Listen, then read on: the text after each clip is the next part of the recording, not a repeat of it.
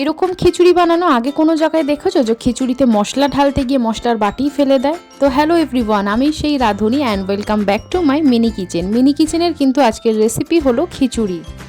এই ভিডিওটা বানাতে কিন্তু একটু দেরি হয়ে গেল, বর্ষাকাল প্রায় কিন্তু শেষের দিকে। আমাকে বিপাশা কমেন্ট করেছিল যে বর্ষাকালে খিচুড়ি দেখতে চাই, তো কিছু কারণের জন্য ভিডিও বানিয়ে ওঠা হয়নি। তো ফাইনালি এই ভিডিওটা বানালাম তার রিকোয়েস্টে।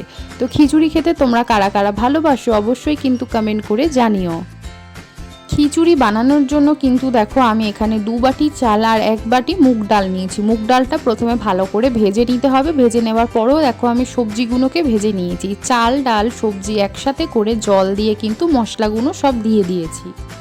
মিনি কিচেনের আজকে প্রশ্ন হলো, দেখো এখান থেকে কোনো কিছু একটা চেঞ্জ হয়ে তার পরিবর্তে অন্য কিছু একটা রেখেছি, সেটা কি চেঞ্জ করেছি আর কি রেখেছি সেটা কিন্তু কমেন্ট করে জানাতে হবে।